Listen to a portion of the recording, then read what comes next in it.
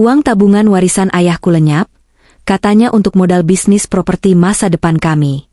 Ternyata, suamiku dan ibunya membeli istana mewah untuk ditinggali bersama wanita lain. Mereka tertawa di atas penderitaanku, tak sadar sertifikat rumah itu kini sudah beratasnamakan diriku. Kehancuran mereka dimulai hari ini. Sebelum ceritanya dimulai, silakan tulis di kolom komentar dari daerah mana saja teman-teman yang menonton cerita ini. Jangan lupa like dan subscribe agar channel ini bisa semakin berkembang dan bisa mempersembahkan cerita yang lebih menarik lagi. Dasar istri tidak tahu diuntung. Kamu itu mau melihat suamimu sukses atau tidak? Hah? Teriakan itu menggema di ruang tamu rumah kontrakan kami yang sempit. Suaraku tercekat di tenggorokan, bukan karena takut, tapi karena menahan muak yang sudah sampai ke ubun-ubun. Di hadapanku, Mas Reza berdiri dengan wajah merah padam, napasnya memburu seperti banteng yang siap menyeruduk. Di sampingnya, Ibu Farah, mertuaku, berdiri sambil berkacak pinggang, menatapku dengan sorot mata yang penuh kebencian, seolah aku adalah kotoran yang menempel di sepatu mahalnya. Mas, uang 2 miliar itu sudah aku serahkan semuanya 6 bulan lalu. Itu uang warisan terakhir dari almarhum papaku. Sekarang kamu minta 500 juta lagi? Dari mana aku harus cari uang sebanyak itu?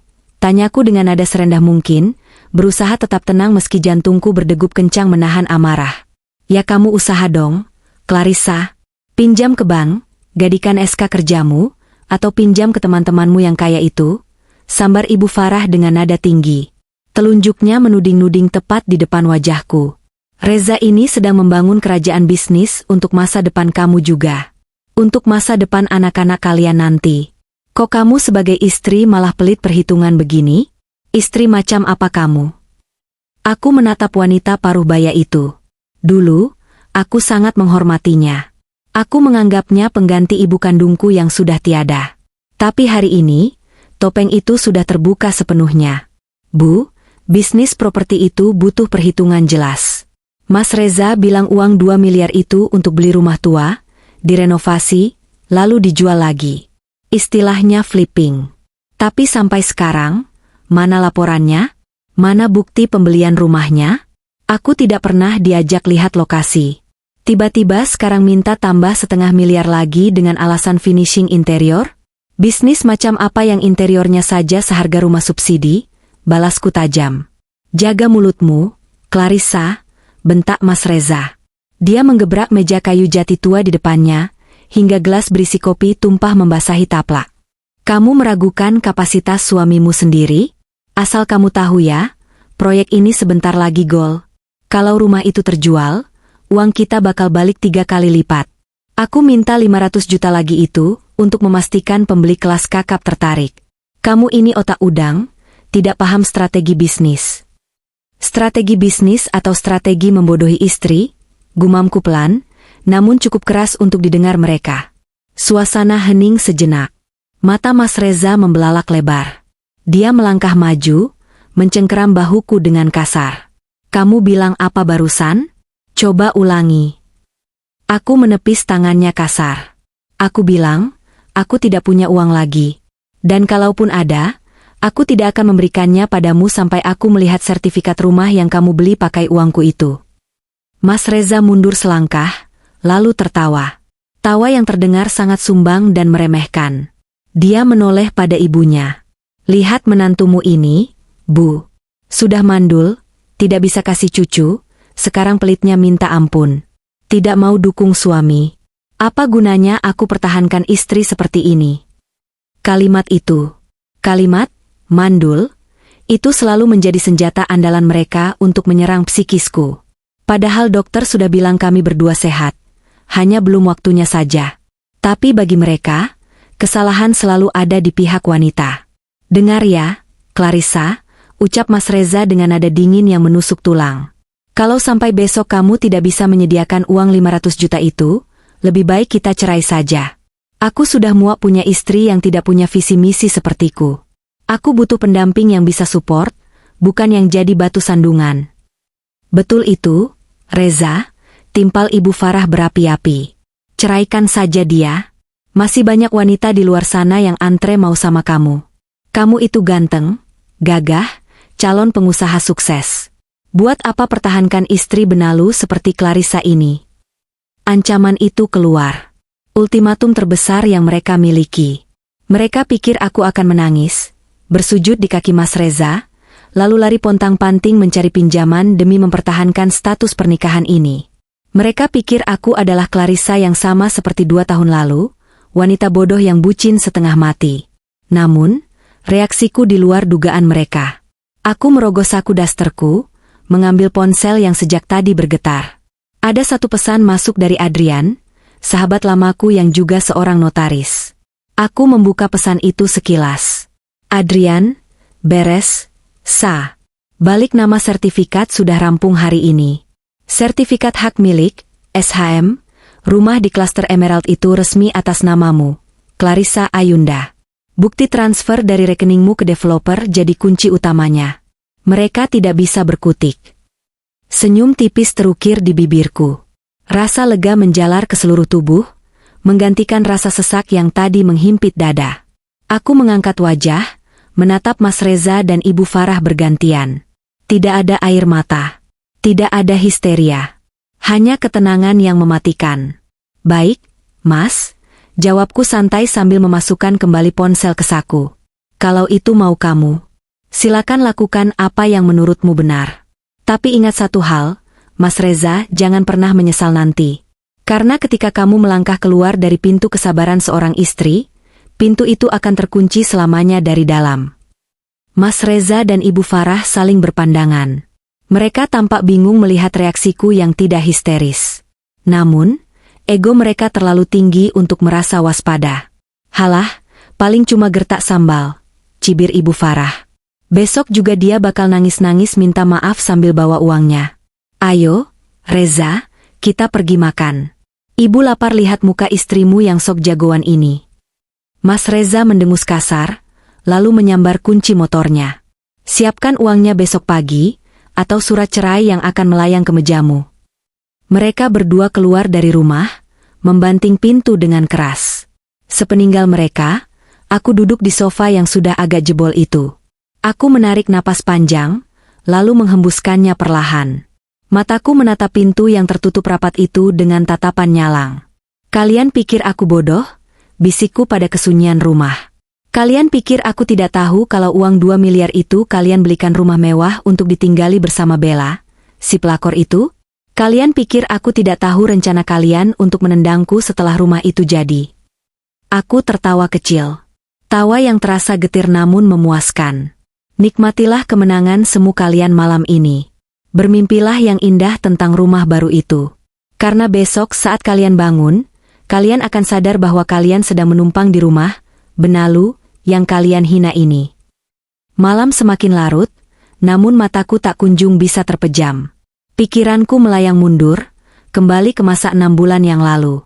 Masa di mana kebodohan dan kepercayaanku dimanfaatkan dengan begitu rapi oleh laki-laki yang kusebut suami. Saat itu, sore hari yang hujan. Mas Reza pulang kerja lebih awal dari biasanya. Wajahnya kusut, rambutnya acak-acakan, dan matanya merah seperti orang yang habis menangis seharian. Tanpa basa-basi, begitu masuk kamar, dia langsung bersimpuh di kakiku. Ya, bersujud memeluk lututku. Maafkan aku, Sa, maafkan aku. Isaknya pilu. Aku yang saat itu sedang melipat pakaian tentu saja panik. Mas, ada apa? Bangun, Mas. Jangan begini. Cerita sama aku, ada masalah apa di kantor? Mas Reza mengangkat wajahnya.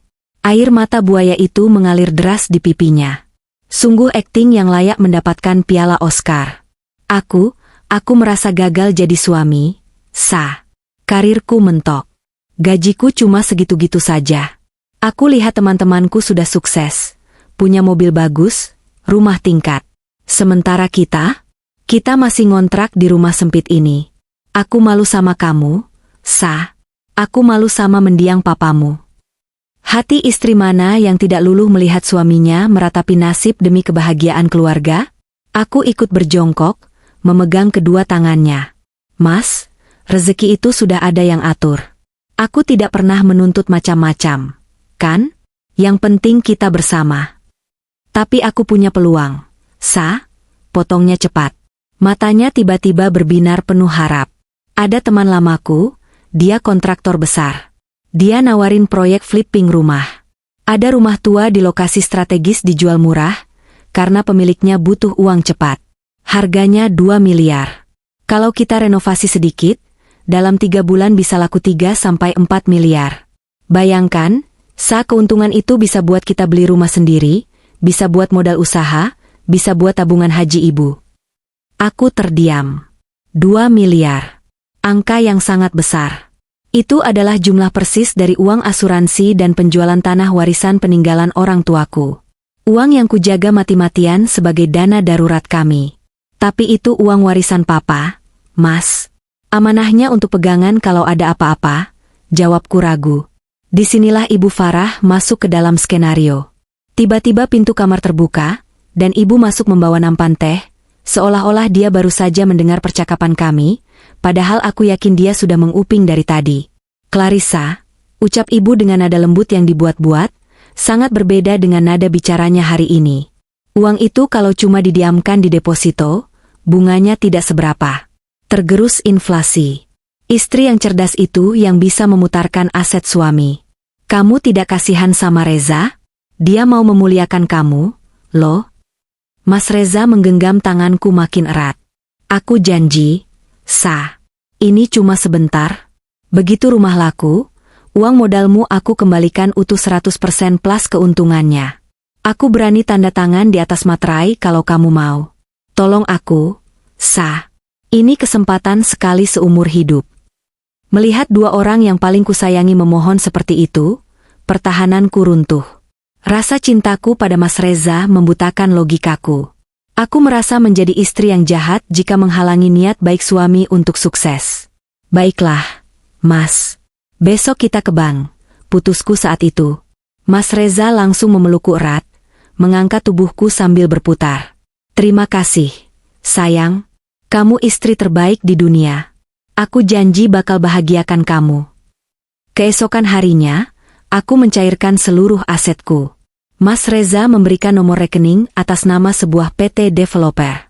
Katanya, itu rekening pengelola proyek agar transparan. Tanpa curiga sedikitpun, aku mentransfer 2 miliar rupiah ke sana. Bodohnya aku. Sangat bodoh. Tanda-tanda pengkhianatan itu sebenarnya sudah ada sejak minggu pertama setelah uang cair. Mas Reza mulai sering pulang malam dengan alasan mengawasi tukang. Ponselnya yang dulu selalu tergeletak sembarangan, kini selalu dikunci dan dibawa bahkan ke kamar mandi. Ibu Farah pun berubah. Yang tadinya manis saat merayuku mengeluarkan uang, perlahan kembali menjadi mertua yang judes dan banyak menuntut. Puncaknya adalah ketika aku tidak sengaja menemukan struk belanja di saku celana Mas Reza saat hendak mencucinya. Struk pembelian tas branded seharga 30 juta rupiah. Ini buat klien, Pelicin biar izin renovasi cepat keluar, dalihnya saat kutanya. Aku percaya saja, meski hatiku terasa ganjil. Klien macam apa yang disogok tas wanita? Kebohongan demi kebohongan terus menumpuk. Mas Reza bilang proyeknya ada di daerah Jakarta Selatan, tapi GPS di mobilnya, yang diam-diam kupasang, selalu menunjukkan dia berada di sebuah kawasan elit baru di pinggiran kota, Cluster Emerald. Dan yang paling menyakitkan adalah perubahan sikap mereka. Setelah uang di tangan, Mas Reza tak lagi manis. Dia jadi gampang marah, sering membandingkanku dengan istri teman-temannya, yang katanya lebih cantik dan wangi. Kamu itu dandan sedikit kenapa sih? Di rumah cuma pakai daster. Bikin suami nggak betah, keluhnya suatu hari. Padahal, aku berhemat mati-matian demi mendukung bisnisnya. Aku tidak beli baju baru, tidak beli skincare mahal, bahkan masak sendiri setiap hari agar hemat. Ternyata, dia menginginkan wanita yang dia biayai dengan uangku. Malam ini, setelah menyadari semua pola itu, dadaku terasa sesak bukan main. Flashback itu seperti memutar ulang film horor di mana aku adalah korban utamanya. Aku beranjak dari sofa, berjalan menuju cermin di lorong rumah. Menatap bayangan diriku sendiri. Wanita berusia 28 tahun yang tampak lelah, dengan mata sembab bukan karena tangis, tapi karena kurang tidur memikirkan strategi. Cukup, Clarissa, kataku pada pantulan di cermin. Cukup jadi wanita naif. Uangmu memang sudah jadi bangunan, tapi bangunan itu tidak akan pernah menjadi milik mereka. Aku teringat percakapanku dengan Adrian minggu lalu. Adrianlah yang membuka mataku. Saat aku memintanya mengecek legalitas developer tempat Mas Reza berbisnis, Adrian menemukan fakta mengejutkan. Clarissa, ini bukan proyek renovasi rumah tua. Uangmu masuk ke rekening pengembang perumahan baru, Cluster Emerald. Dan satu unit rumah di sana, Blok A1 nomor 8, tercatat pembelinya atas nama Reza Pratama. Tapi di dokumen pemesanan, ada nama lain yang dicantumkan sebagai penghuni kedua. Siapa? Yan? Bella Anastasia. Nama itu, Bella, mantan pacar Mas Reza saat kuliah dulu. Wanita yang dulu ditinggalkan Mas Reza karena memilih menikah denganku yang saat itu dianggap lebih mapan karena warisan orang tua. Ternyata, cinta lama itu tidak pernah kelar. Mas Reza kembali padanya dan membiayai kemewahan hidup Bella menggunakan tulang punggungku. Malam itu juga, aku bersumpah. Aku tidak akan melabrak mereka dengan tangan kosong. Aku tidak akan menangis-nangis minta uangku kembali, karena aku tahu uang itu sudah jadi batu bata dan semen. Aku akan mengambil alih semuanya. Tunggu tanggal mainnya, Mas, gumamku sambil mematikan lampu ruang tamu. Gelap menyelimuti rumah kontrakan ini, tapi di dalam hatiku, api perlawanan baru saja dinyalakan. Besok adalah hari di mana aku mulai berhenti menjadi korban. Besok, aku akan mengunjungi lokasi proyek itu. Bukan sebagai istri yang lugu, tapi sebagai pemilik sah yang akan menginspeksi asetnya. Matahari bersinar terik siang itu, seolah ingin membakar habis kesabaranku yang sudah menipis.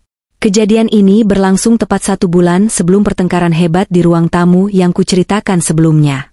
Hari itu adalah hari di mana duniaku yang kusam karena curiga, akhirnya hancur berkeping-keping karena fakta. Kecurigaanku bermula dari hal sepele, GPS di mobil Mas Reza. Sejak dia mulai sibuk dengan proyek bisnisnya, aku diam-diam menyelipkan alat pelacak kecil di bawah jok pengemudi.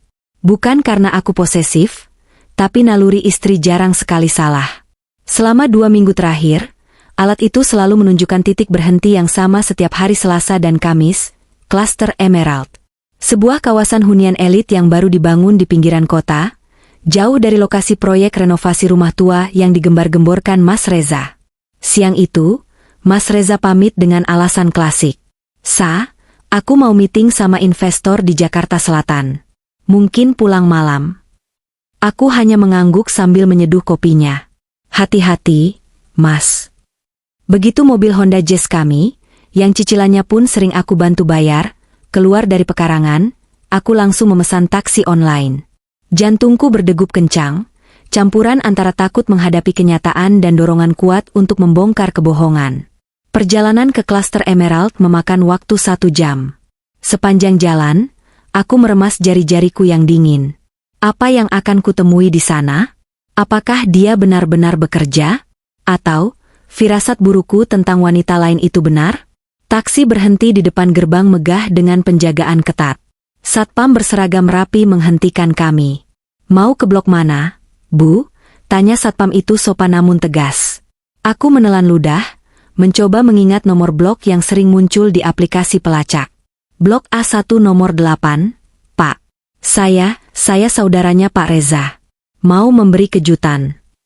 Satpam itu tersenyum ramah. Oh, Pak Reza yang istrinya cantik itu ya? Yang baru beli rumah di Hoek? Silakan, Bu. Tadi Bapak baru saja masuk sama ibunya. Istrinya cantik? Dahiku berkerut.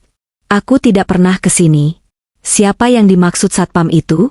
Apakah dia memujiku tanpa pernah melihatku? Atau, ada wanita lain yang diperkenalkan sebagai istri?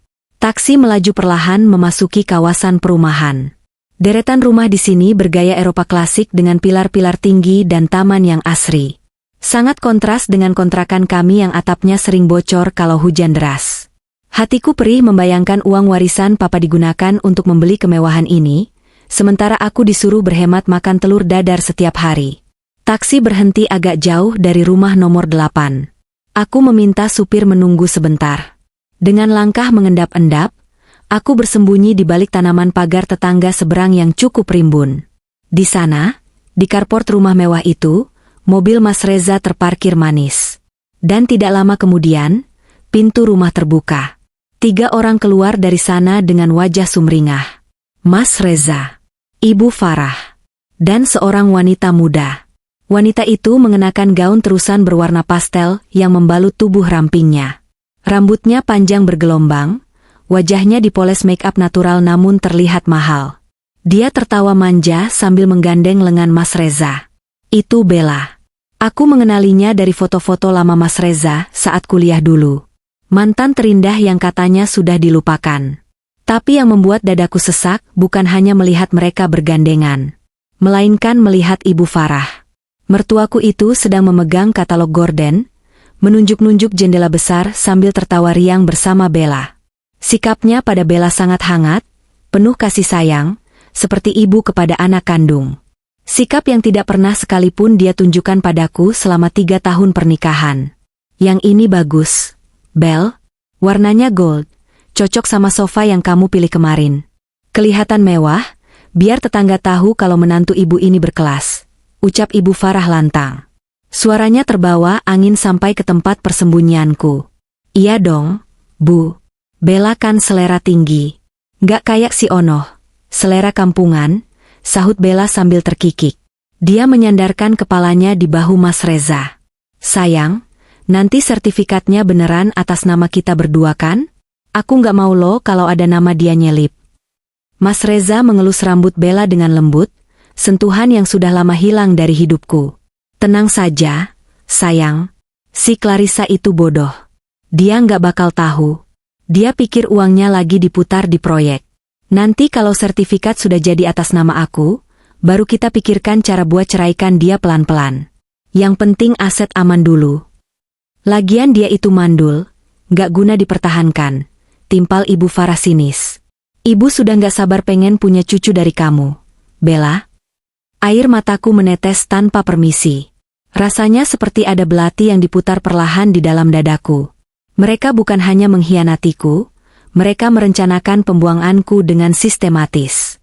Kata, bodoh, dan mandul, itu terngiang-ngiang, membakar telingaku. Saat aku hendak berbalik pergi karena tidak kuat menahan mual, sebuah mobil lain berhenti di depan rumah itu. Seorang wanita paruh-baya berhijab rapi turun dari mobil. Itu Bu Gita, aku tahu namanya nanti, dia adalah istri ketua RT di sana. Assalamualaikum, Pak Reza, Bu Bella, sapa wanita itu ramah. Waalaikumsalam, Bu RT, jawab Mas Reza dan Bella serempak. Mas Reza bahkan merangkul pinggang Bella dengan pose santun. Masya Allah, lagi lihat-lihat gordennya? Senang sekali warga kita nambah pasangan muda yang soleh dan sholehah begini. Santun sama orang tua juga, puji Bu RT sambil melihat ke arah Ibu Farah. Bella tersenyum malu-malu, menangkupkan kedua tangan di dada. Ah, Ibu bisa saja. Kami cuma berusaha berbakti sama orang tua, Bu. Rencananya Ibu juga akan tinggal di sini. Biar ada yang jagain. Alhamdulillah. Jarang loh zaman sekarang menantu akur sama mertua. Ya sudah, dilanjut ya. Nanti kalau syukuran rumah jangan lupa undang warga. Biar didoakan berkah rumah tangganya, jauh dari gangguan setan, ucap Bu RT sebelum berlalu masuk rumah sebelahnya. Amin. Pasti diundang, Bu, seru Mas Reza. Begitu Bu RT hilang dari pandangan, mereka bertiga tertawa terbahak-bahak. Gampang banget ambil hati tetangga sini, cibir Bella. Tinggal pasang muka polos, dibilang sholehah. Aku mengepal tangan kuat-kuat hingga kuku menancap ke telapak tangan. Inilah senjata pertamaku. Kelemahan terbesar mereka saat ini adalah citra sosial. Mereka membangun image sebagai keluarga bahagia dan religius di lingkungan baru, yang sepertinya sangat memegang teguh nilai moral. Jika topeng itu ditarik paksa, mereka akan hancur lebur di lingkungan tempat tinggal impian mereka sendiri. Tapi itu belum cukup. Menghancurkan nama baik saja tidak akan mengembalikan uangku. Aku butuh senjata yang lebih mematikan. Senjata yang bisa merenggut istana, itu dari tangan mereka. Aku kembali ke dalam taksi dengan gemetar. Di perjalanan pulang, aku langsung menelepon Adrian. Yan, Aku butuh bantuanmu sekarang. Tolong cek status pembelian rumah di klaster Emerald Block A1 nomor 8. Aku punya foto bukti transfer yang Mas Reza kirimkan ke aku dulu sebagai bukti investasi. Oke, kirim fotonya, sah. Aku cek ke database rekanan notaris. Kebetulan developer sana pakai jasa kantor teman kuliahku, jawab Adrian sigap. Malam harinya, saat Mas Reza pulang dengan wajah lelah yang dibuat-buat, ponselku bergetar. Pesan dari Adrian masuk. Isinya membuatku tersenyum miring di balik selimut. Adrian, Clarissa, ini gila. Suamimu ceroboh banget. Dia bayar ke developer pakai cek tunai yang kamu tanda tangani waktu pencairan deposito itu. Kan? Dia langsung menyerahkan cek itu ke developer, tanpa mencairkannya dulu ke rekening dia. Artinya, dalam catatan keuangan developer, pembayar itu tercatat atas nama Clarissa Ayunda, bukan Reza Pratama. Aku tertegun membaca pesan itu. Kebodohan Mas Reza yang mungkin karena malas antre di bank untuk memindahkan dana, atau terlalu bernafsu ingin cepat-cepat deal unit, menjadi bumerang baginya. Adrian, secara hukum, pembeli sah adalah pemilik sumber dana yang tercatat. Apalagi belum ada AJB, akta jual beli, resmi yang ditandatangani karena bangunan masih finishing. Reza cuma tanda tangan PPJB, perjanjian pengikatan jual beli, awal. Kita bisa membatalkan itu dan mengubah draft AJB langsung atas namamu. Aku bisa urus ini. Kamu mau eksekusi kapan? Aku menatap punggung Mas Reza yang sedang tidur mendengkur di sampingku. Dia tidur nyenyak sekali, mungkin memimpikan hidup bahagia bersama Bella. Dia tidak tahu bahwa di tanganku sekarang ada tombol nuklir yang siap meledakkan masa depannya. Belum sekarang, Yan, balasku dalam hati. Biarkan mereka selesai mendekorasi rumah itu. Biarkan mereka membelikan furnitur terbaik untukku. Malam itu, di samping suami yang mengkhianatiku, aku tidur dengan perasaan aneh. Sakit hati itu masih ada, menganga lebar. Tapi di atas rasa sakit itu, tumbuh rasa percaya diri yang dingin. Aku memegang kendali. Aku punya senjata. Dan aku tahu persis kapan harus menarik pelatuknya. Kembali ke masa kini, pagi hari setelah pertengkaran hebat dan ultimatum, 500 juta, itu. Mas Reza sudah berangkat kerja tanpa pamit, membanting pintu pagar sebagai tanda kemarahannya masih membara. Ibu Farah juga pergi, katanya mau senam, padahal aku tahu dia pasti pergi menemui Bella untuk menggosipkan betapa buruknya menantunya ini. Rumah kontrakan sepi. Ini adalah saat yang tepat. Aku tidak menangis. Air mataku sudah kering sejak malam aku melihat mereka di klaster Emerald sebulan lalu. Sekarang, yang ada di kepalaku hanya rencana taktis. Seperti jenderal yang mengatur pion di papan catur, aku harus bergerak presisi. Pukul 9 pagi, aku sudah duduk di ruang kerja Adrian yang dingin dan berbau kertas arsip. Adrian menatapku dengan prihatin, tapi dia tahu aku tidak butuh dikasihani. Kamu yakin mau melakukan ini sekarang? Sa? Tanya Adrian sambil menyodorkan map berwarna merah. Sangat yakin, Yan. Tadi malam mereka memberiku ultimatum. Kalau aku tidak menyerahkan 500 juta lagi, mereka mengancam akan menceraikanku. Lucu, kan? Mereka mau membuangku setelah memeras habis uangku. Adrian menggelengkan kepala, tak habis pikir. Bajingan memang. Oke, dengar baik-baik, Sa. Proses balik nama di tingkat developer sudah selesai aku kunci. Temanku, notaris yang dipegang developer itu, setuju untuk memproses AJB dan sertifikat langsung atas namamu. Dasarnya kuat, bukti aliran dana 100% dari rekeningmu. Apa Mas Reza tidak curiga? Tanyaku. Tidak. Inilah seninya, Adrian tersenyum licik.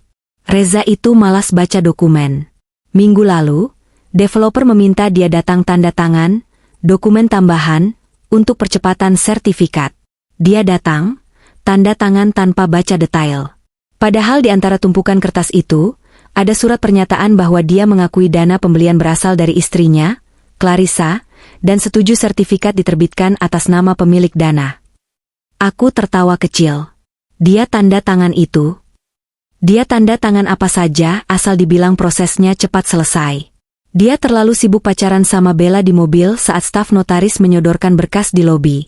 Jelas Adrian. Jadi, secara hukum, Rumah di klaster Emerald Blok A1 nomor 8 itu sekarang sah milikmu. Sertifikat hak milik sedang dicetak di BPN, mungkin keluar besok atau lusa. Tapi secara de facto, kamu sudah pemiliknya. Aku mengelus map merah itu. Rasanya seperti memegang nyawa Mas Reza dan Ibu Farah. Lalu, bagaimana dengan furnitur? Tanyaku. Aku dengar mereka mau memasukkan furnitur minggu ini. Biarkan saja, jawab Adrian santai. Dalam hukum, benda yang melekat pada bangunan atau berada dalam penguasaan pemilik rumah, posisinya akan menguntungkanmu. Kalau mereka memasukkan barang ke rumahmu tanpa izin tertulis, dan kamu mengusir mereka, mereka akan repot sendiri mengangkutnya. Atau lebih sadis lagi, kamu bisa klaim itu sebagai kompensasi atas kerugian imaterial. Aku suka opsi, repot sendiri, gumamku. Pulang dari kantor Adrian, aku mampir ke pasar. Aku membeli bahan masakan enak. Aku harus bermain peran sedikit lagi. Aku harus membuat mereka merasa di atas angin, membuat mereka lengah sampai titik nadir. Jika aku terlihat melawan terus, mereka mungkin akan curiga dan mengecek ke developer. Aku harus membuat mereka merasa aku sudah menyerah dan sedang berusaha mencari uang itu. Malamnya, suasana di meja makan sangat canggung. Mas Reza makan dengan lahap tapi tidak mau menatapku. Ibu Farah sibuk dengan ponselnya, senyum-senyum sendiri, pasti chatting dengan Bella. Mas, panggilku pelan. Mas Reza berhenti mengunyah, menatapku tajam. Apa? Sudah ada uangnya? Aku menunduk, memasang wajah sedih. Aku sedang usahakan, Mas. Aku sudah hubungi teman lamaku yang kerja di bank. Dia bilang bisa bantu proses pinjaman lunak, tapi butuh waktu sekitar 1 minggu. Kamu bisa sabar sedikit, kan? Mas Reza dan Ibu Farah saling berpandangan. Senyum kemenangan terbit di wajah mereka. Mereka termakan umpanku. Mereka pikir aku luluh karena takut dicerai. Nah, gitu dong, seru Ibu Farah. Itu baru istri berbakti. Seminggu ya? Jangan lama-lama. Bisnis Reza ini nggak bisa nunggu. Iya, sah. Seminggu masih bisa aku handle investornya, kata Mas Reza dengan nada yang mendadak melunak, meski masih terdengar angkuh. Baguslah kalau kamu sadar. Jangan sampai aku ambil tindakan tegas. Tapi Mas, aku memberanikan diri bertanya, memancing informasi. Memangnya sepenting apa uang 500 juta itu? Maksudku, rumah yang mau dibeli itu belum lunas. Mas Reza tersedak sedikit, lalu buru-buru minum. Bukan belum lunas. Itu buat upgrade material. Pembelinya minta lantai marmer impor, minta kitchen set dari Italia. Kalau kita turuti, harga jualnya bisa naik 2 kali lipat. Kamu ngerti apa sih soal properti? Bohong. Aku tahu uang itu bukan untuk material. Adrian memberitahuku bahwa Bella merengek minta mobil baru sebagai hadiah pindahan rumah. Jadi uangku mau dipakai buat beli mobil pelakor itu. Oh, begitu. Iya, Mas. Aku ngerti, jawabku polos. Semoga lancar ya, Mas. Aku pasti dukung kamu. Ya sudah, sana cuci piring. Ibu mau nonton TV, perintah Ibu Farah sambil beranjak dari kursi. Aku membawa piring kotor ke dapur. Diiringi suara tawa mereka dari ruang tengah, aku menyalakan keran air.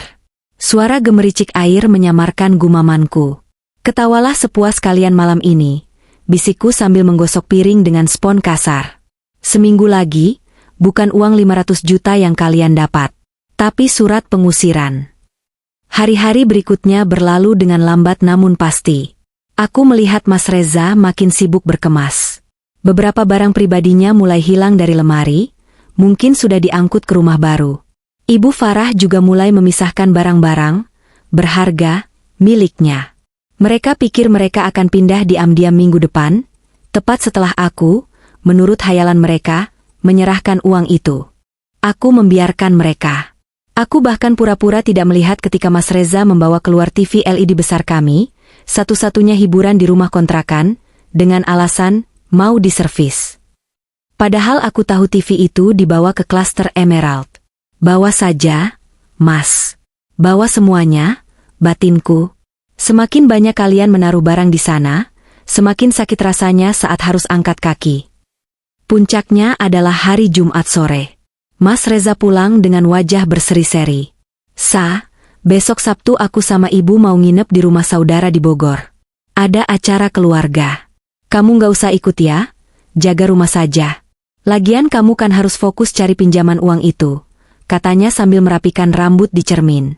"Aku tahu, acara keluarga di Bogor, itu kode untuk syukuran rumah baru." Adrian sudah memberitahuku bahwa Bella menyebar undangan terbatas via WhatsApp grup sosialitanya untuk acara housewarming di Cluster Emerald, hari Sabtu besok. "Iya, Mas. Nggak apa-apa. Salam buat keluarga di Bogor," jawabku dengan senyum termanis yang bisa kubuat. Mereka pergi Sabtu pagi-pagi sekali dengan pakaian terbaik mereka. Ibu Farah memakai kebaya modern yang kulihat struk pembeliannya bulan lalu di saku jas Mas Reza. Mas Reza memakai batik sutra. Mereka terlihat seperti orang kaya lama. Setelah mobil mereka hilang di tikungan, aku masuk ke kamar mandi, menyalakan shower, dan luruh ke lantai sebentar. Bukan untuk menangis sedih, tapi melepas ketegangan akting selama seminggu ini. Lalu, aku bangkit, mandi, keramas, dan memakai make up terbaikku. Aku mengenakan gaun hitam elegan yang sudah lama tersimpan di lemari, gaun yang dulu Mas Reza bilang, terlalu bagus buat kamu. Aku mengenakan sepatu hak tinggi. Aku mengambil tas tanganku. Di dalamnya sudah ada map merah dari Adrian berisi sertifikat hak milik, SHM, yang baru saja diambilnya dari BPN kemarin sore. Aku menelepon Adrian. "Yan, kamu siap?" "Siap, Sa. Aku jemput 10 menit lagi. Kita hancurkan pestanya." Aku mematikan telepon, menatap sekeliling rumah kontrakan yang kosong dan suram ini untuk terakhir kalinya. "Selamat tinggal, hidup yang menyedihkan," ucapku tegas. Aku melangkah keluar, mengunci pintu. Hari ini adalah hari penghakiman. Mobil SUV hitam milik Adrian meluncur membelah jalanan aspal mulus Cluster Emerald. Di balik kaca jendela yang gelap, aku menatap deretan rumah-rumah mewah yang berjejer rapi. Arsitekturnya bergaya klasik modern, dengan pilar-pilar tinggi dan taman yang terawat sempurna. Ini adalah dunia yang sangat berbeda dengan lingkungan kontrakan kumuh tempat aku dan Mas Reza tinggal selama ini. Sebuah dunia yang dibangun di atas ilusi, dan dibiayai oleh keringat serta air mataku. Jantungku berdegup kencang, bukan karena takut, melainkan karena adrenalin yang memuncak. Hari ini adalah hari pembuktian. Di kursi pengemudi, Adrian melirikku sekilas melalui kaca spion tengah. "Kamu siap, Sa? Ingat, jangan terpancing emosi. Biarkan mereka yang hancur sendiri karena panik," ujar Adrian dengan nada tenang yang menular. "Aku siap, Yan." "Lebih dari siap," jawabku sambil mengeratkan pegangan pada tas tanganku. Di dalamnya, hukuman mati, bagi pernikahan kami tersimpan rapi. Mobil kami melambat saat mendekati blok A1. Dari kejauhan, aku sudah bisa melihat keramaian di depan rumah nomor 8. Rumah itu sungguh megah. Cat dindingnya berwarna putih gading yang elegan, dipadukan dengan aksen batu alam berwarna abu-abu. Pagar besinya ditempa dengan ukiran rumit yang pasti harganya puluhan juta. Ada tenda kecil berwarna putih yang dipasang di halaman, menaungi meja-meja prasmanan yang penuh dengan makanan lezat. Beberapa mobil mewah terparkir di sepanjang jalan depan rumah. Aku mengenali mobil Honda Jazz kami yang terparkir di carport, bersanding dengan sebuah mobil city car merah mengkilap yang masih berplat putih, mobil baru. Hatiku mencelos. Jadi itu mobil yang dibeli Mas Reza? Uang 500 juta yang dia minta kemarin, mungkin rencananya untuk melunasi mobil itu. Kita parkir agak jauh, di balik pohon besar itu. "Kita nikmati pertunjukannya dulu," kata Adrian sambil memutar setir. Kami memarkir mobil di posisi strategis yang memungkinkan kami melihat jelas ke arah halaman rumah tanpa terlihat mencolok. Dari kejauhan, aku bisa melihat mereka. Mas Reza tampak sangat gagah dengan kemeja batik sutra lengan panjang yang kulihat dia beli diam-diam online minggu lalu. Dia sedang tertawa lebar, menyalami tamu-tamu yang datang. Di sebelahnya, berdiri Bella. Wanita itu mengenakan gamis brokat berwarna dusty pink yang sangat indah, senada dengan jilbabnya. Dia terlihat seperti nyonya rumah yang sempurna, anggun dan ramah. Tangan kanannya tak lepas menggandeng lengan Mas Reza, seolah memproklamirkan kepemilikan. Dan Ibu Farah. Mertuaku itu terlihat paling bahagia. Dia sibuk mondar-mandir mengatur catering, menyapa tetangga dengan dagu terangkat tinggi. Dia mengenakan perhiasan emas yang mencolok di leher dan pergelangan tangannya. Emas yang kuyakin dibeli dari sisa uang renovasi. Lihat mereka, Yan, desisku pelan. Mereka terlihat seperti keluarga bahagia di sampul majalah. Tidak ada sedikitpun rasa bersalah di wajah mereka. Tenang, Sa. Kebahagiaan di atas penderitaan orang lain itu seperti istana pasir. Sebentar lagi ombak datang, balas Adrian sambil melirik jam tangannya. Nah, itu dia kurirnya. Sebuah mobil bak terbuka berhenti tepat di depan gerbang rumah. 2 orang pria turun, menggotong sebuah papan bunga berukuran sangat besar. Ukurannya jumbo, jauh lebih besar dari papan ucapan standar. Warna dasarnya hitam legam, dengan hiasan bunga kuning dan merah yang mencolok. Mas Reza yang sedang mengobrol dengan seorang bapak-bapak, sepertinya Pak RT, menoleh. Wajahnya yang tadinya sumringah perlahan berubah bingung. Dia mungkin mengira itu ucapan selamat dari kolega bisnis atau teman Bella. Para kurir itu dengan sigap mendirikan papan bunga itu tepat di sebelah pintu gerbang utama. Posisi yang paling strategis agar semua tamu yang masuk atau keluar pasti membacanya. Aku menahan napas saat tulisan di papan itu mulai terbaca jelas. Adrian memang jenius dalam merangkai kata. Tulisannya besar, tegas, dan menyakitkan. Selamat menempati rumah baru untuk suami dan mertuaku tercinta. Semoga tidur nyenyak di atas kasur yang dibeli pakai uang istri sah. Dari Clarissa, sponsor utama hidup kalian. Hening. Seolah ada tombol mute yang ditekan, keriuhan di halaman rumah itu mendadak senyap. Para tamu yang sedang mengambil makanan berhenti mengunyah. Mereka yang sedang mengobrol langsung menoleh ke arah papan bunga. Dari dalam mobil, aku melihat wajah Mas Reza pucat pasi. Dia mematung, matanya melotot seakan mau keluar. Mulutnya terbuka tapi tidak ada suara yang keluar. Ibu Farah yang baru keluar dari dalam rumah sambil membawa piring kue, menjatuhkan piringnya. Prang! Suara pecahan piring itu memecah kesunyian, tapi tidak ada yang peduli. Mata Ibu Farah terkunci pada tulisan, sponsor utama hidup kalian. Bella bereaksi paling histeris. Dia menutup mulutnya dengan kedua tangan, wajahnya merah padam antara malu dan marah. Dia menarik lengan Mas Reza, mengguncang-guncangnya kasar, menunjuk-nunjuk papan bunga itu seolah meminta Mas Reza melakukan sesuatu. Itu salah kirim. Mas, singkirkan itu. Teriak Bella, suaranya melengking dan terdengar jelas sampai ke tempat kami karena suasana yang hening. Mas Reza tersadar.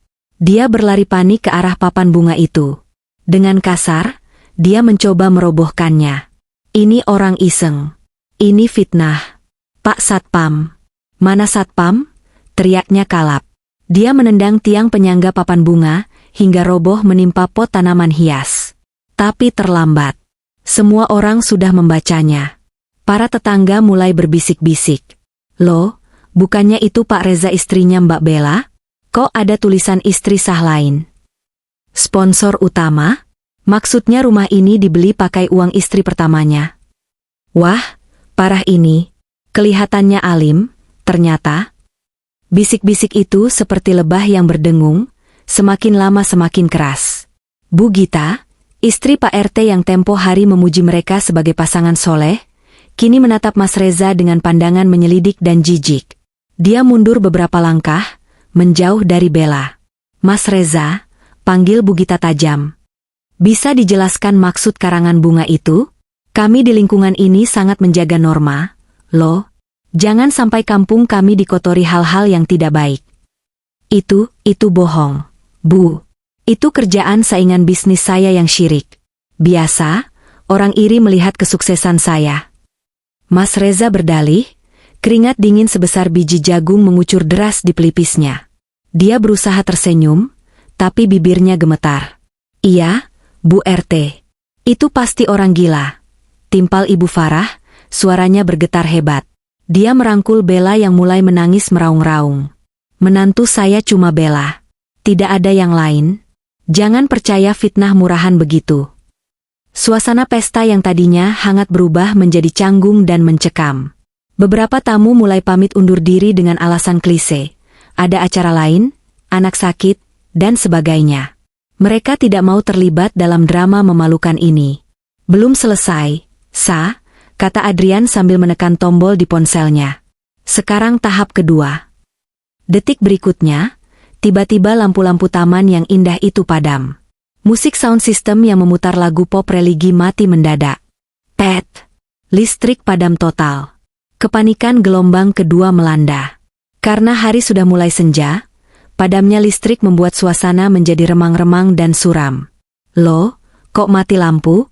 Perasaan saya sudah isi token 2 juta. Teriak Mas Reza frustrasi. Dia berlari ke arah meteran listrik di dinding samping. Dia mengutak-atik saklar MCB, tapi listrik tetap tidak menyala. Mas, gimana ini? Tamu-tamu kepanasan. AC mati semua. Rengek Bella. Air matanya sudah melunturkan maskara mahalnya, membuat wajah cantiknya terlihat mengerikan seperti hantu. Sabar. Ini pasti korslet. Bentak Mas Reza. Dia mulai kehilangan kendali emosinya. Citra, suami penyayang, yang dia bangun runtuh seketika karena panik. Ibu Farah mencoba menenangkan tamu yang tersisa dengan kipas tangan, tapi wajahnya sendiri menyeratkan ketakutan luar biasa. Dia celingukan ke kiri dan ke kanan, seolah takut ada hantu yang akan muncul dari kegelapan. Baginya, teror psikologis ini jauh lebih menakutkan daripada hantu. Rasa bersalah yang dipendam, ketakutan akan rahasia yang terbongkar, kini mewujud nyata. Siapa yang melakukan ini? Gumam Ibu Farah gemetar. Di dalam mobil, aku tersenyum puas. Adrian sudah mengatur dengan pihak keamanan komplek, yang kebetulan mengenal Adrian, untuk mematikan aliran listrik sementara ke blok itu dengan alasan pemeliharaan darurat. Mereka sudah di titik nadir. Mental mereka sudah down. Mas Reza panik, Bella histeris, ibumu ketakutan setengah mati. Tamu-tamu sudah memandang mereka sebagai penipu. Sekarang, giliran Ratu masuk ke papan catur, kata Adrian sambil membuka sabuk pengamannya. Aku mengangguk mantap. Aku membuka pintu mobil dan melangkah keluar. Angin sore menerpa wajahku, menerbangkan ujung gaun hitamku. Sepatu hak tinggiku mengetuk aspal dengan irama yang tegas. Ta. Setiap langkah yang kuambil terasa ringan. Beban yang selama 6 bulan ini menindih dadaku seolah luntur satu persatu. Aku bukan lagi Clarissa yang menangis di pojok kamar mandi. Aku bukan lagi Clarissa yang mengemis perhatian suami. Aku berjalan mendekati gerbang rumah itu. Di tanganku, map merah berisi bukti-bukti itu terasa hangat. Saat aku sampai di depan pagar, beberapa tetangga yang masih berkumpul di luar karena penasaran, menoleh ke arahku. Penampilanku yang rapi, elegan, dan tatapan mataku yang tajam membuat mereka sadar bahwa akulah tokoh utama yang disebutkan di papan bunga itu. Permisi, ucapku lembut pada Bu Gita yang berdiri di dekat pagar. Bu Gita menatapku, lalu menatap papan bunga yang sudah roboh, lalu kembali menatapku. Pemahaman perlahan muncul di matanya. Mbak Clarissa? Aku tersenyum sopan. Benar, Bu. Maaf saya terlambat datang ke acara syukuran rumah saya sendiri. Kalimat itu seperti petir di siang bolong bagi mereka yang mendengarnya. Aku tidak menunggu jawaban mereka. Aku melangkah masuk ke halaman, melewati papan bunga yang rusak itu, langsung menuju pintu utama di mana Mas Reza sedang sibuk memaki-maki seseorang di telepon, mungkin petugas PLN. Saat bayanganku jatuh menimpa tubuhnya, Mas Reza berbalik. Mata kami bertemu. Di matanya, aku melihat campuran antara keterkejutan, ketakutan, dan kebingungan yang luar biasa. Dia seolah melihat mayat hidup. Ponsel di tangannya terlepas dan jatuh ke lantai teras dengan suara gedebuk yang keras. Clarissa? Desisnya nyaris tak terdengar. Assalamualaikum, Mas Reza, sapaku dingin. Katanya ada acara keluarga di Bogor? Kok Bogor pindah ke sini? Macet ya? Pertunjukan sesungguhnya baru saja dimulai. Suaraku yang tenang namun menusuk itu membelah kerumunan. Seluruh mata kini tertuju padaku. Bella, yang sedang sibuk membetulkan riasannya yang luntur di samping pintu, langsung menoleh. Wajahnya yang tadinya merah, karena tangis kini memucat seputih kertas. Ibu Farah yang duduk lemas di kursi teras langsung berdiri, tangannya gemetar memegang sandaran kursi. "Ngapain kamu kesini?" bentak Mas Reza. Suaranya pecah, berusaha terdengar galak namun gagal menutupi getaran ketakutan di dalamnya. Dia melangkah maju, mencoba menghalangi jalan masukku. "Siapa yang undang kamu? Pergi. Ini acara tertutup." "Tertutup?" Aku terkekeh pelan, sebuah tawa yang kering tanpa emosi. Mas lucu sekali kamu. Sejak kapan seorang pemilik rumah butuh undangan untuk masuk ke rumahnya sendiri?" "Jangan ngaco kamu," sergah Bella. Dia maju mendekat, mencoba menunjukkan dominasinya di depan para tetangga. "Ini rumah Mas Reza dan aku. Kamu itu cuma masa lalu yang gak tahu diri. Sudah miskin, datang ke sini mau bikin malu, ya? Pasti kamu yang kirim papan bunga norak itu, kan? Dasar wanita ular." "Bella, jaga bicaramu," potong Bu Gita yang tiba-tiba ikut masuk ke halaman, diikuti beberapa ibu-ibu tetangga yang penasaran. Rasa ingin tahu mereka mengalahkan rasa sungkan. "Mbak ini bicara soal pemilik rumah. Kami sebagai warga berhak tahu. Sebenarnya siapa yang punya rumah ini? Kami tidak mau bertetangga dengan penipu." Mas Reza menatap Bu Gita dengan panik. "Bu RT, jangan dengerin orang gila ini. Dia ini istri saya yang gangguan jiwa. Dia tidak terima saya sukses, makanya berhalusinasi." "Gangguan jiwa ya?" Aku mengangguk-angguk pelan. "Baiklah. Kalau begitu, mari kita lihat siapa yang sebenarnya berhalusinasi di sini. Mas Reza, kamu bilang rumah ini hasil bisnismu, kan? Bisnis apa tepatnya? Bisnis memeras istri?" Tanpa menunggu jawaban, aku memberi kode pada Adrian yang baru saja masuk membawa sebuah proyektor portabel kecil namun canggih. Tanpa banyak bicara, Adrian meletakkan proyektor itu di atas meja prasmanan, mengarahkannya ke dinding putih ruang tamu yang terlihat jelas dari pintu yang terbuka lebar. Untunglah listrik mati, sehingga dinding putih itu menjadi layar yang sempurna dalam kegelapan. Proyektor bertenaga baterai itu menyala terang, menampilkan sorotan cahaya yang tajam. "Matikan itu," teriak Mas Reza. Dia hendak menerjang Adrian, tapi dua orang satpam komplek, yang tadi dipanggil Adrian saat di luar, menahan tubuh Mas Reza. "Maaf, Pak Reza. Tolong tenang dulu. Kami dapat laporan keributan, kami harus amankan situasi," kata satpam bertubuh kekar itu. "Lepaskan. Ini rumah saya," ronta Mas Reza. "Silakan, Sa," ujar Adrian tenang. Layar di dinding menampilkan gambar pertama. Sebuah foto bukti transfer ban yang diperbesar. "Bapak-bapak, ibu-ibu, dan para tamu yang terhormat, mulaku lantang, layaknya sedang presentasi bisnis. Ini adalah bukti transfer senilai 2 miliar rupiah dari rekening saya, Clarissa Ayunda, ke rekening developer Emerald 6 bulan lalu. Tanggal dan jamnya tertera jelas. Uang ini adalah warisan dari almarhum ayah saya, yang dipinjam oleh suami saya dengan alasan untuk modal bisnis jual beli rumah tua." Gumam kaget terdengar dari para tetangga. Ibu Farah terduduk kembali di kursinya, wajahnya seperti orang yang baru melihat hantu. Slide berikutnya, perintahku. Gambar berganti. Kini menampilkan foto-foto candid Mas Reza dan Bella yang sedang bermesraan di toko furnitur mewah.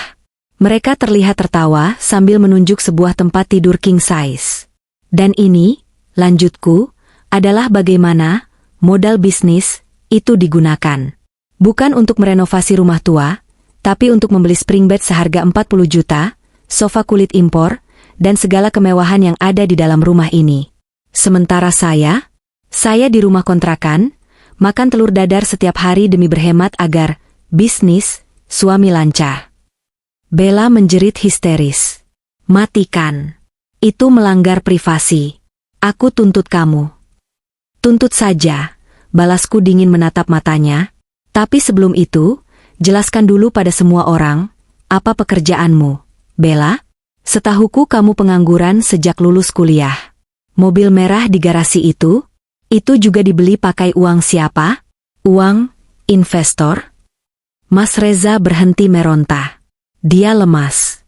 Rahasianya telanjang di depan umum. Dan yang paling menarik, kataku sambil menatap Ibu Farah. Ibu mertuaku yang terhormat. Adrian memutar sebuah rekaman audio. Suara Ibu Farah yang cempreng dan khas terdengar jelas lewat speaker proyektor yang menggelegar di keheningan malam. Si Clarissa bodoh itu gampang banget ditipu. Nanti sertifikatnya atas nama Bella dan Reza saja, Bu. Biar kalau cerai, si mandul itu nggak dapat apa-apa. Lagian dia pelit, masa minta uang buat beli tas saja susah. Mending sama Bella, nurut dan cantik. Suara rekaman itu menggema, memantul di dinding-dinding rumah mewah itu. Ibu Farah menutup telinganya, menggeleng-gelengkan kepala. Tidak, itu bukan suara ibu, itu editan. Para tetangga menatap Ibu Farah dengan tatapan jijik yang tak ditutup-tutupi. Bu Gita berdecak keras. Astagfirullah. Ibu macam apa yang bicara begitu soal menantunya sendiri? Padahal tadi ibu bilang Clarissa itu gangguan jiwa. Ternyata ibu yang jahat. Cukup, Clarissa. Cukup, teriak Mas Reza. Dia jatuh berlutut, bukan karena menyesal, tapi karena malu yang tak tertahankan. Kamu mau apa sebenarnya? Kamu mau mempermalukan kami? Sudah puas kamu? Aku berjalan mendekati Mas Reza. Aku berdiri tepat di hadapannya, menatap puncak kepalanya yang tertunduk. Aku belum puas, Mas. Karena bagian terbaiknya baru akan datang. Bisikku. Aku memberi isyarat pada Adrian untuk mematikan proyektor. Suasana kembali remang-remang, hanya diterangi lampu senter dari ponsel para tetangga yang merekam kejadian ini. Aku membuka map merah yang sejak tadi kupeluk. Aku mengeluarkan selembar kertas tebal berhologram emas. Mas Reza, panggilku. Kamu bilang ini rumahmu, kan? Kamu bilang kamu pemiliknya. Mas Reza mendongak, matanya merah dan basah. Iya. Aku yang urus pembeliannya. Aku yang tanda tangan PPJB. Benar. Kamu tanda tangan PPJB. Tapi kamu lupa satu hal fatal. Kataku sambil mengangkat sertifikat itu tinggi-tinggi agar semua orang bisa melihatnya. Kamu membayar menggunakan cek atas namaku langsung ke developer. Dan karena kamu terlalu sibuk pacaran sama Bella, kamu tidak membaca dokumen pemutakhiran data minggu lalu yang kamu tanda tangani dengan terburu-buru. Aku membuka lembaran sertifikat itu dan membacakannya dengan suara lantang dan jelas. Sertifikat hak milik. Nomor 1029. Pemegang hak, Nyonya Clarissa Ayunda. Apa? Teriak Mas Reza dan Bella bersamaan. Mas Reza bangkit berdiri seolah tersengat listrik. Dia mencoba merampas sertifikat itu dari tanganku, tapi Adrian dengan sigap menepis tangannya. Badan Adrian yang lebih tinggi dan tegap membuat Mas Reza keder. Jangan sentuh, bro. Ini dokumen negara, ancam Adrian. Tidak mungkin. Developer janji atas namaku. Mas Reza berteriak histeris, menyangkal kenyataan. Developer taat hukum, Mas. Mereka tahu sumber dana dari rekening siapa. Dan dengan tanda tanganmu di surat pernyataan pengakuan dana minggu lalu, secara hukum kamu mengakui bahwa rumah ini milikku. 100%, jelasku dengan senyum kemenangan. Aku menatap sekeliling ruangan tamu yang mewah itu. Sofa kulit Italia, lampu gantung kristal, lantai marmer. Semuanya indah. Rumah ini indah sekali, Mas. Terima kasih sudah memilihkan furnitur terbaik sesuai seleraku. Kamu benar-benar punya bakat jadi desainer interior. Ejekku. Kamu menjebakku, tuduh Mas Reza. Tidak, Mas. Kamu yang menjebak dirimu sendiri dengan keserakahan dan nafsu, balasku tajam. Kamu pikir aku bodoh? Kamu pikir aku akan diam saja saat uang warisan ayahku kamu rampok untuk pelakor ini? Aku menoleh pada Bella yang kini menangis sesenggukan di pelukan Ibu Farah yang juga tampak sok berat. Dan untuk kamu, Bella, kataku dingin. Juga Ibu. Karena sertifikat ini atas namaku, maka detik ini juga, status kalian di sini adalah pencuri yang menerobos masuk properti orang lain. Aku menoleh ke arah dua satpam yang masih berjaga. Pak Satpam, kataku tegas. Tolong usir orang-orang asing ini dari rumah saya. Saya tidak kenal mereka. Mereka masuk tanpa izin dan membuat keributan di rumah saya. Baik, Bu Clarissa, jawab satpam itu tegas. Mereka sudah muak melihat drama keluarga ini dan jelas berpihak pada pemilik sah yang memegang sertifikat. Satpam itu mendekati Mas Reza dan Bella. "Mari, Pak, Bu. Silakan keluar baik-baik atau kami seret." "Nggak mau. Ini rumahku. Aku yang pilih gordennya. Aku yang pilih warnanya," teriak Bella histeris, memeluk tiang pilar ruang tamu seperti orang gila. "Bawa dia keluar," perintahku dingin. Adegan selanjutnya sungguh memuaskan. Mas Reza yang meronta-ronta diseret keluar oleh satpam. Bella yang menangis meraung-raung digiring paksa, sementara Ibu Farah berjalan tertatih-tatih di belakangnya dengan wajah yang sudah kehilangan semua kehormatannya. Di halaman, para tetangga menyoraki mereka. Pelakor nggak tahu malu. Suami parasit. Udah numpang, belagu. Usir aja dari komplek kita. Sorakan itu menggema di malam yang gelap. Mas Reza, Bella, dan Ibu Farah berdiri di jalan aspal, terusir dari istana yang mereka banggakan 5 menit yang lalu. Mereka tidak punya apa-apa. Mobil Jazz? Itu atas namaku. Mobil baru merah itu? Kuncinya ada di meja di dalam rumah, dan pasti akan kusita sebagai ganti rugi. Aku berdiri di ambang pintu rumah megah itu, didampingi Adrian. Aku menatap mereka dari ketinggian teras. "Bawa baju yang menempel di badan kalian saja," teriakku agar mereka dengar. "Sisanya akan aku sumbangkan ke panti asuhan. Aku tidak sudi pakai barang bekas sentuhan pengkhianat." Mas Reza menatapku dengan tatapan memelas. "Clarissa, kita bisa bicara baik-baik. Aku suamimu, Jangan tega begini." "Suami?" Aku tertawa getir. Suamiku sudah mati 6 bulan lalu, saat dia memutuskan bersujud di kakiku demi uang untuk wanita lain. Yang berdiri di sana cuma orang asing. Aku berbalik badan, masuk ke dalam rumah, dan membanting pintu jati tebal itu tepat di depan wajah masa laluku. Bam! Suara pintu tertutup itu adalah suara terindah yang pernah kudengar. Di dalam rumah yang sunyi dan gelap ini, aku akhirnya bisa bernapas lega. Air mataku menetes satu, tapi itu air mata kelegaan. "Kerja bagus, partner," kata Adrian sambil menepuk bahuku. "Terima kasih, Yan," jawabku. "Sekarang, ayo kita nyalakan lampunya. Aku mau lihat rumah baruku." Suara pintu jati tebal yang kubanting beberapa detik lalu masih menyisakan gema di dalam ruang tamu yang luas dan hampa ini. Namun, gema itu segera tertutup oleh suara gedoran brutal dari sisi luar. Pukulan demi pukulan menghantam kayu mahoni yang kokoh itu, disertai teriakan-teriakan parau yang terdengar seperti lolongan binatang yang terperangkap. "Buka! Clarissa, buka pintu sialan ini. Kamu tidak berhak mengunci kami di luar. Ini rumahku. Barang-barangku ada di dalam." Itu suara Mas Reza. Suara yang 6 bulan lalu masih bisa membuat hatiku luluh, suara yang dulu kupuja sebagai imam keluarga. Namun malam ini, suara itu terdengar begitu menjijikan, penuh dengan kepanikan dan ego yang terluka parah. Di sela-sela teriakannya, terdengar tangisan histeris Bella yang melengking, menyayat udara malam yang seharusnya tenang, serta racauan Ibu Farah yang memaki-maki dengan bahasa kasar yang tak pantas keluar dari mulut seorang wanita tua. Aku berdiri mematung di tengah ruang tamu yang bermandikan cahaya lampu kristal. Listrik baru saja dinyalakan kembali oleh satpam atas instruksi Adrian. Cahaya terang itu justru memperjelas segalanya. Memperjelas kemewahan yang dibangun di atas penipuanku.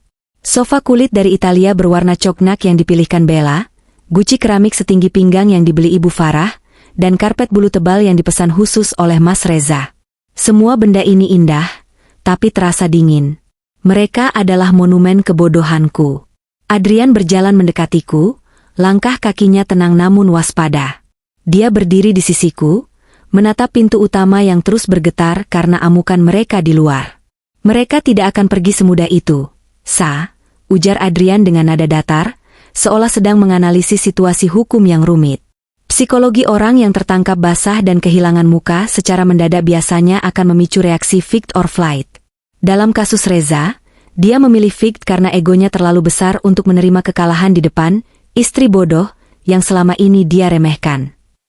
Aku menarik napas panjang, mengisi paru-paruku dengan aroma air freshener lavender yang, ironisnya, juga dipilih oleh Bella. Biarkan mereka berteriak, Yan. Biarkan seluruh klaster ini mendengar. Semakin keras mereka berteriak, semakin dalam mereka menggali kuburan sosial mereka sendiri. Benar. Tapi kita perlu menyelesaikan ini secara tuntas. Polisi sedang dalam perjalanan, tapi sebelum aparat hukum menyeret mereka, kamu harus mengambil alih aset yang tersisa. Kunci mobil, Adrian mengingatkan, matanya tertuju pada meja konsol marmer di dekat pintu masuk. Di sana, tergeletak 2 set kunci mobil. Satu adalah kunci Honda Jazz hitam kami, mobil penuh kenangan perjuangan yang BPKB-nya atas namaku. Satu lagi adalah Smart Key mobil City Car merah mengkilap, mobil baru yang dibeli Mas Reza untuk Bella menggunakan uang, investasi, dariku. Aku berjalan menuju meja itu, jemariku menyentuh permukaan marmer yang dingin. Aku mengambil kedua kunci itu. Terasa berat, bukan karena bobot fisiknya, tapi karena bobot pengkhianatan yang melekat padanya. Kamu benar, Yan. Aku tidak akan membiarkan mereka membawa satu baut pun dari asetku, kataku dingin. Aku berbalik menatap Adrian. Siap untuk ronde kedua? Adrian tersenyum tipis, merapikan jasnya. Aku selalu di belakangmu. Hancurkan mereka. Aku membuka kunci pintu utama. Klik. Begitu daun pintu terbuka, pemandangan di teras rumah sungguh kacau balau, sebuah antitesis dari kemewahan pesta yang mereka rencanakan. Mas Reza berdiri dengan napas memburu, rambut batiknya yang mahal sudah kusut masai, keringat membasahi kening dan lehernya. Wajahnya merah padam, campuran antara marah, malu, dan takut. Bella duduk bersimpu di lantai teras yang dingin, gaun dusti pinknya kotor terkena debu, maskaranya luntur membentuk sungai hitam di pipinya yang pucat. Dia memeluk lutut, menangis sesenggukan seperti anak kecil yang kehilangan permen. Sedangkan Ibu Farah, wanita yang selalu menjaga citra ningrat itu, kini bersandar lemas di pilar teras. Dia dikelilingi oleh Bu Gita dan beberapa ibu-ibu tetangga yang memberinya air mineral gelas. Namun, tatapan para tetangga itu bukanlah tatapan simpati, melainkan tatapan interogasi yang tajam. Mereka menonton drama ini bukan karena peduli, tapi karena rasa ingin tahu dan penghakiman moral. Begitu melihatku muncul di ambang pintu, Mas Reza langsung menerjang maju. Insting predatornya keluar. Mana kunci mobilku? Hardiknya kasar. Dia tidak lagi memedulikan tatapan tetangga. Oke, kamu menang soal rumah. Ambil saja rumah sialan ini. Aku tidak butuh. Tapi kembalikan kunci mobil dan biarkan kami pergi dari sini. Kami butuh pergi sekarang juga. Dia mengulurkan tangannya yang gemetar, menuntut hak yang dia pikir masih dimilikinya. Aku melangkah keluar perlahan, membiarkan cahaya lampu teras menyinari sosokku yang berdiri tegak. Aku mengangkat kedua kunci itu tinggi-tinggi, membiarkannya bergemerincing di udara malam, menciptakan irama yang menyakitkan bagi telinga mereka. Mobilmu, Mas? Tanyaku dengan nada lembut yang menipu. Yang mana yang kamu maksud? Yang Honda Jazz ini? Iya, itu mobilku. Aku yang pakai setiap hari ke kantor. Kuncinya ada di situ kan? Sini, seru Mas Reza. Matanya melotot pada gantungan kunci berlogo, di tangan kiriku.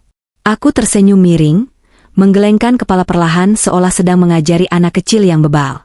Koreksi sedikit, Mas.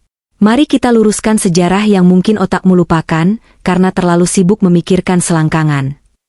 Suaraku meninggi, memastikan Bu Gita dan seluruh tetangga yang berkerumun di balik pagar bisa mendengar setiap suku kata.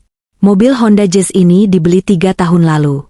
Uang mukanya sebesar 50 juta rupiah berasal dari pencairan jam sostek saya saat saya resign dari kantor lama.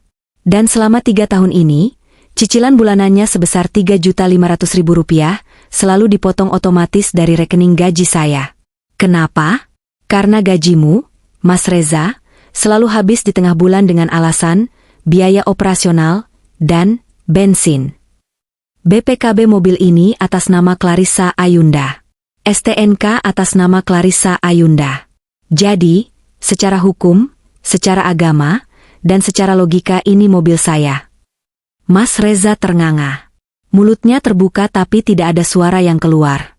Dia ingin membantah, tapi fakta itu terlalu solid. Dia tahu aku menyimpan semua bukti pembayaran itu. Ego laki-lakinya hancur berkeping-keping di depan umum. Aku melemparkan kunci Honda Jazz itu ke arah belakang. Adrian menangkapnya dengan satu tangan yang sigap. Aman. Biar aku yang amankan di garasi dalam, kata Adrian tenang. Melihat satu-satunya akses transportasinya hilang, Mas Reza semakin panik. Matanya beralih liar ke tangan kananku yang memegang smart key mobil merah. Kalau begitu yang merah, itu mobil baru. Itu tidak ada hubungannya sama masa lalu kita. Itu aku beli cash. Itu hadiah buat Bella, teriaknya putus asa. Bella yang mendengar soal mobil merahnya langsung bereaksi. Seolah mendapat suntikan tenaga, dia bangkit berdiri, menghapus air matanya dengan kasar. Watak aslinya yang matre dan agresif kembali muncul.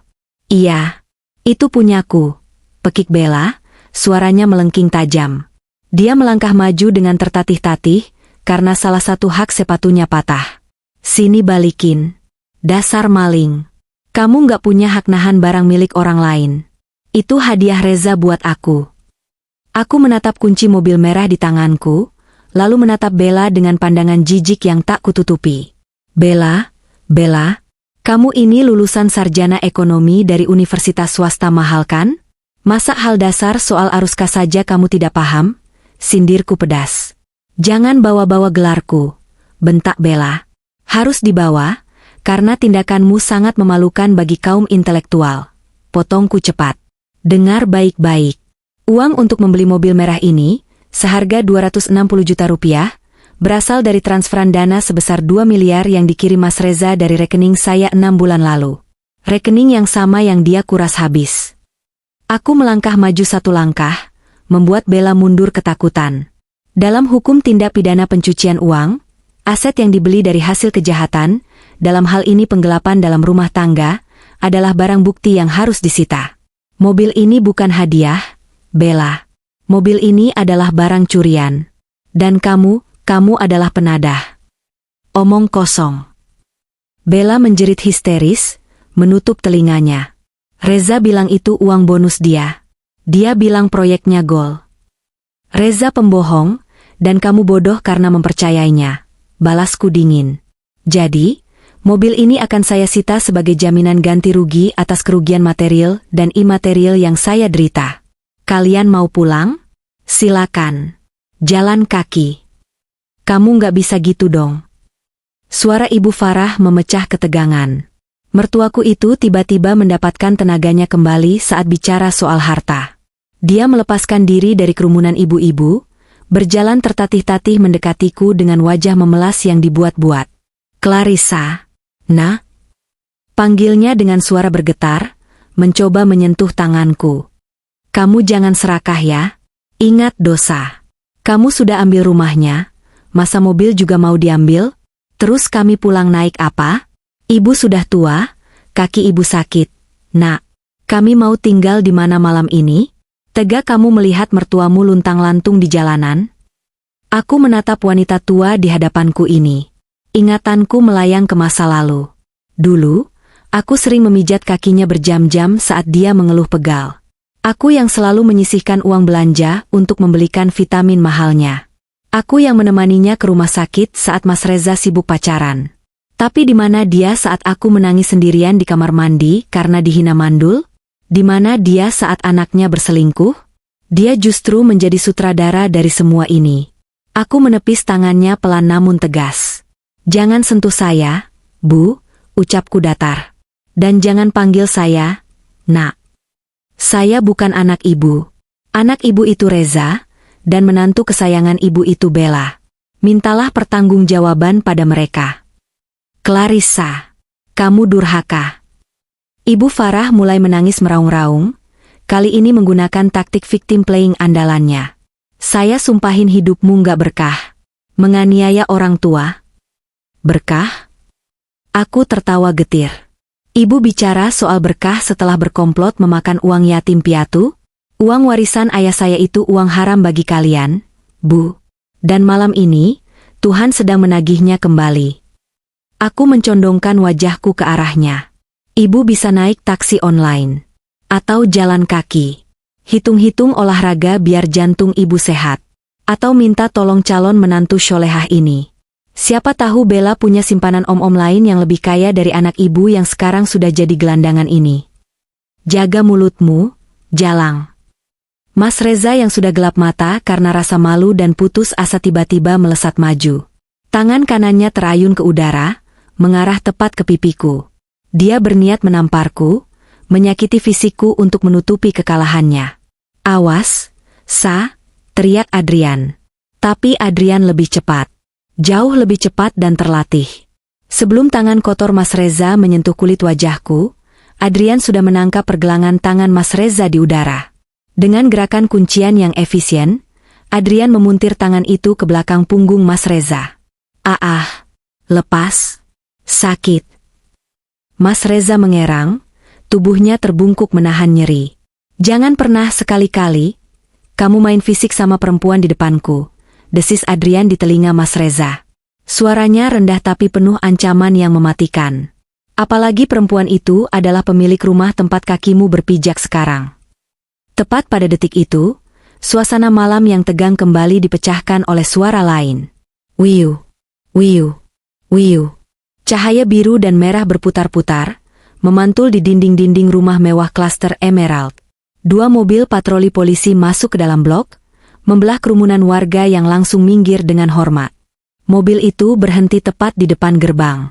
4 orang petugas berseragam coklat turun dengan wajah tegas, tangan mereka bersiaga di sabuk perlengkapan. Kehadiran aparat penegak hukum seketika mengubah atmosfer dari drama keluarga menjadi kasus kriminal serius. Nyali Mas Reza, Bella, dan Ibu Farah seketika ciut. Wajah mereka yang tadi merah karena amarah, kini pucat pasi seputih kapas. Bella bahkan sampai ngompol di celana saking takutnya, genangan air terlihat di bawah kakinya, membuat tetangga semakin mencibir jijik. Selamat malam. Ada laporan keributan di sini? Tanya seorang polisi yang pangkatnya paling tinggi, nama tagnya bertuliskan, Ibtu Purnomo. Sorot matanya tajam menyapu kami semua. Adrian mendorong Mas Reza menjauh, lalu maju menyalami polisi itu dengan sikap profesional. Selamat malam, Pak Purnomo. Saya Adrian, kuasa hukum dari Ibu Clarissa Ayunda, pemilik sah properti ini.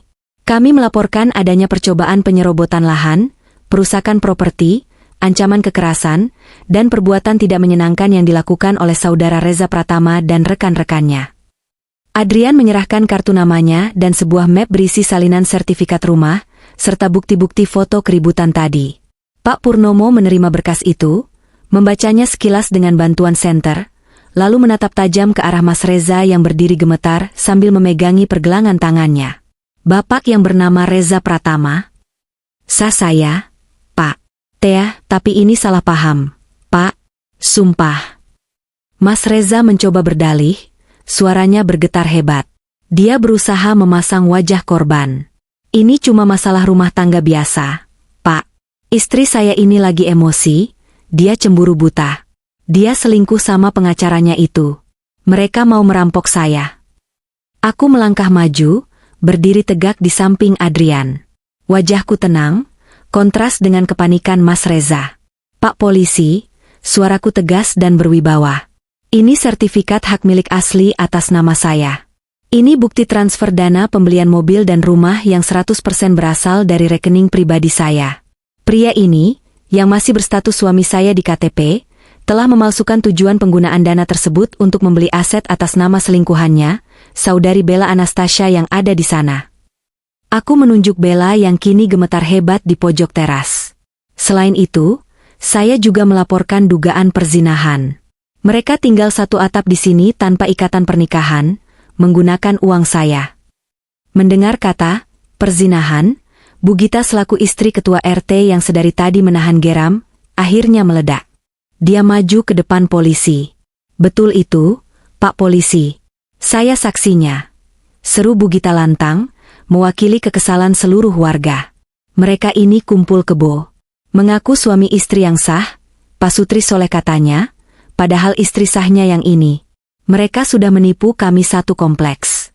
Kami warga klaster Emerald sangat menjunjung tinggi norma susila. Kami tidak terima lingkungan kami dikotori oleh pelaku asusila seperti mereka. Tangkap saja, Pak. Bikin malu. Usir mereka. Sampah masyarakat. Udah melakor, nipu, numpang lagi. Sorakan warga menggema. Tekanan publik itu adalah pukulan nokaut bagi mereka. Ibu Farah jatuh pingsan, atau pura-pura pingsan, tapi tidak ada yang menolongnya.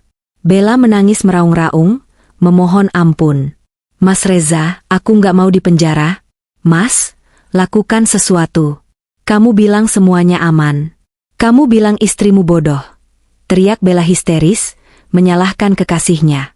Diam kamu, bentak Mas Reza kasar, mendorong Bella hingga jatuh terduduk lagi.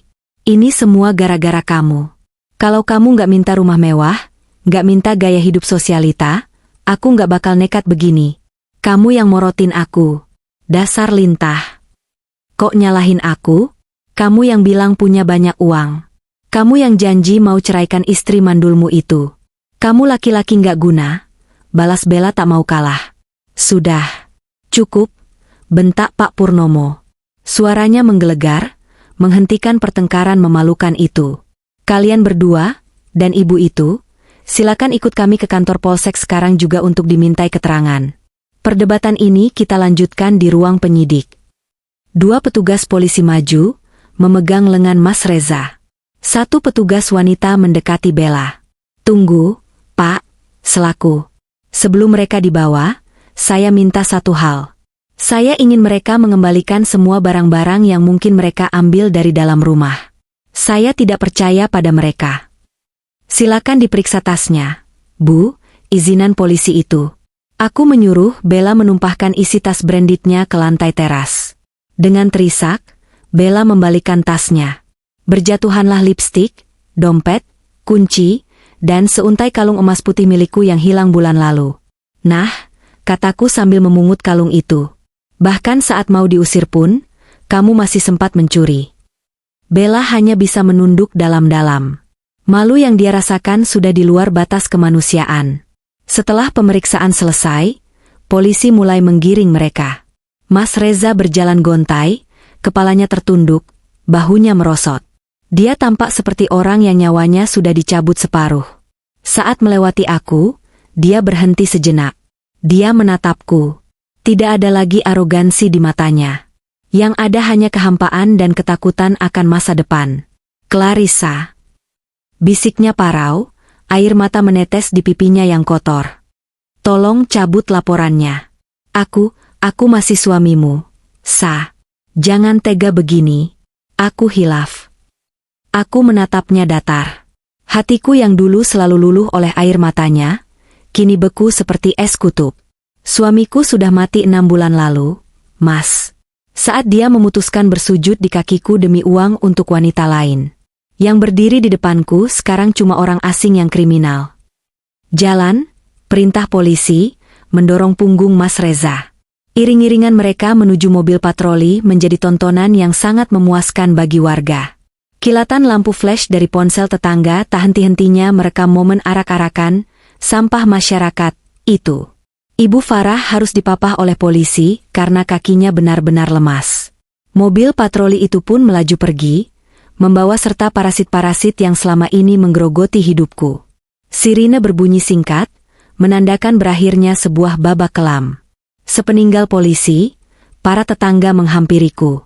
Bu Gita memelukku erat, air matanya menetes. Mbak Clarissa yang sabar ya, kamu wanita hebat. Maafkan kami yang sempat tertipu topeng mereka. Kami warga sini mendukungmu 100%. Kalau butuh saksi di pengadilan, panggil saya. Saya siap bersaksi betapa bejatnya mereka. Terima kasih, Bu Gita. Dukungan ibu sangat berarti buat saya, jawabku tulus. Satu persatu warga bubar, meninggalkan aku dan Adrian di tengah keheningan malam yang baru saja pulih. Aku menatap rumah besar di belakangku. Rumah yang dibeli dengan penipuan, namun direbut kembali dengan keberanian. Sudah selesai, Sa? Tanya Adrian pelan. Bagian terberatnya sudah, Yan, jawabku sambil menatap bintang di langit. Tapi perang sesungguhnya baru dimulai di pengadilan besok. Aku akan pastikan mereka tidak hanya keluar dari rumah ini, tapi juga membayar setiap sen yang mereka curi. Kalau begitu, istirahatlah. Kamu butuh tenaga. Malam itu, Aku tidak pulang ke kontrakan. Aku masuk ke dalam rumah mewah itu, mengunci pintu ganda yang kokoh, dan untuk pertama kalinya, aku merasa benar-benar menjadi tuan rumah dalam hidupku sendiri. 6 bulan kemudian. Waktu adalah hakim yang paling adil. Dia tidak pernah terburu-buru, tapi dia selalu menepati janjinya untuk mengungkapkan kebenaran. 6 bulan telah berlalu sejak malam penghakiman di klaster Emerald itu, dan hidupku telah berubah 180 derajat. Pagi ini, sinar matahari Bali yang hangat menerobos masuk melalui celah-celah blinds kayu di kamar hotel tempatku menginap. Aku menggeliat pelan di atas kasur yang empuk, merasakan kedamaian yang dulu terasa mustahil.